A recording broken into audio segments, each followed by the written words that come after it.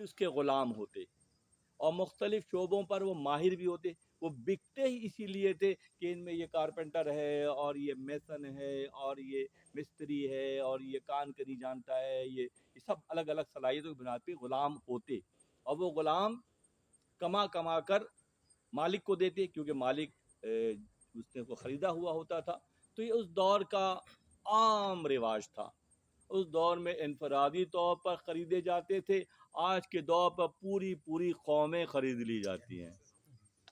اس دور میں انڈیویجول کو خرید کر استعمال کیا جاتا تھا، اب پورا پورا خطہ خرید لیا جاتا ہے. یہ سارے کے سارے لوگ چاہتے یا نہ چاہتے ہوئے ان کی غلامی کرتے ہیں. تو امیہ بن خلف کے تصرف میں بلال حبشی تھے، اور بلال حبشی کے دل میں جب نبی صلی اللہ علیہ وسلم نے اعلان نبوت کیا تو بلال حبشی کا، بلال کالا ہے مگر آلہ ہے، بلال حبشی کے دل میں اللہ کی محبت پیدا ہو گئی. بلال بظاہر کالا ہے مگر بہت اعلیٰ ہے، کہ جیسے ہی پیغام سنا کہ اللہ کے نبی نے اللہ کی وحدانیت کا اعلان کیا اور اسلام کی تبلیغ کا سلسلہ شروع کیا، گو کہ وہ غلام تھے مگر ان کا دل اس طرف جھک گیا. ان کا مالک امیہ بن خلف یہ کرتا کہ سورج کے نکلنے کے رخ پر ان کو ایسے 4 ہاتھ، دونوں ہاتھ اور دونوں پیر کیل کے ساتھ باندھ دیتا، اور پھر کانٹے دار لکڑی سے ان کو مارتا. تنفدو یہ جان می کرد آن بلال، تنفدو یہ خور می کردن بلال، خواجہ می زد برو یہ گوشمال، کہ اپنا بلال نے اپنا جسم جو ہے فدا کر دیا. آئیے نا، بات فدائیت کی ہو رہی ہے نا. بھی کیسے کیسے مرحلے سے گزر کے لوگ کہاں کہاں پہنچے. غلام ہیں، مالک جو ہے اس بات پر ظلم کر رہا ہے کہ یہ تنفدو یہ خور، اپنے جسم کو کانٹوں کے حوالے کر دیا.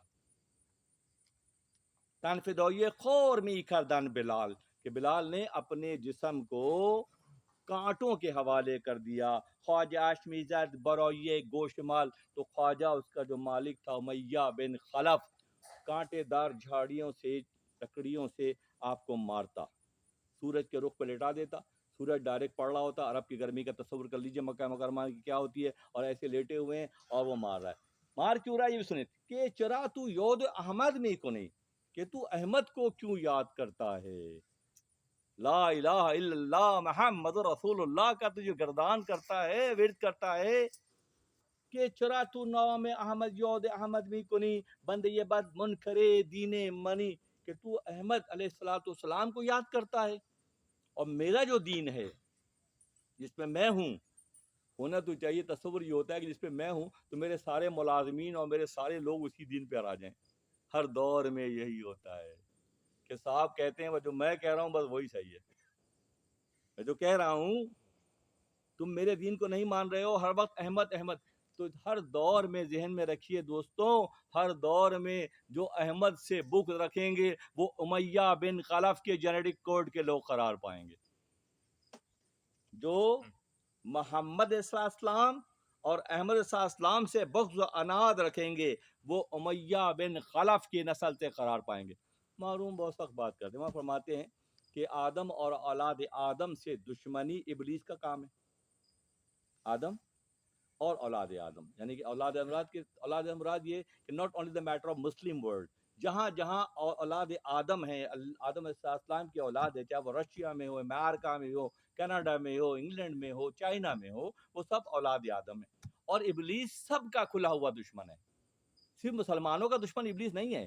جہاں جہاں اللہ کی مخلوق آدم علیہ السلام کی اولاد بستی ہے، کسی کو زنا میں، کسی کو شراب میں، کسی کو اغلام میں، کسی کو سود میں، اس نے سب کو مختلف جگہوں پہ مصروف رکھا ہے. پوری دنیا کا غور سے مطالعہ کیجیے، معلوم ہو جائے گا کہ ابلیس سبھی کا دشمن ہے.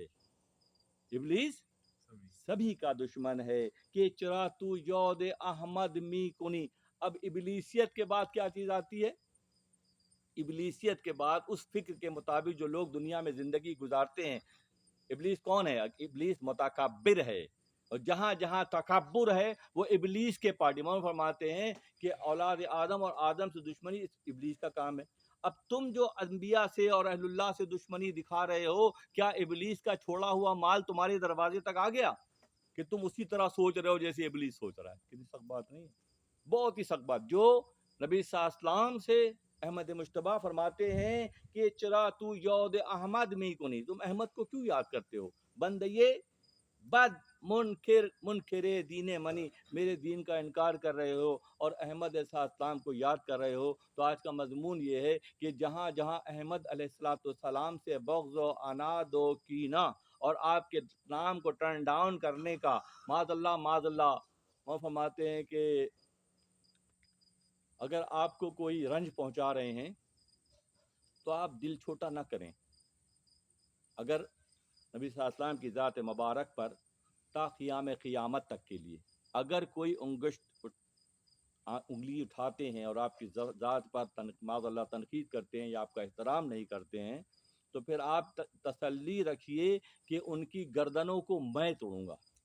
یہ اللہ کا وعدہ مثنوی شریف میں معلوم فرماتے ہیں کہ اللہ نے وعدہ کیا ہے کہ جو آپ کی تعظیم و تکریم نہیں کرتے بلکہ آپ کی شان کو گھٹانے کی کوشش کرتے ہیں، گردنشرا من زنام تو شاد رو، کہ آپ مطمئن رہیے ان کی گردنوں کو میں توڑوں گا. تو یہاں یاد بات ایک کلیئر ہو گئی کہ چرا تو یاد احمد می کنی بند یہ بد دینے بند یہ بد منکرے دینے منی میزد اندر آفتو بش او بخور او احد می گفت بہرے افتخار. جتنا وہ مارتا جاتا امیہ بن خلف، اس دور کا امیہ بن خلف اور اس دور کا امیہ بن خلف، جنریٹک کوڈ کے مطابق وہ بھی امیہ بن خلف اور آج بھی مخالفت کرنے والے امیہ بن خلف.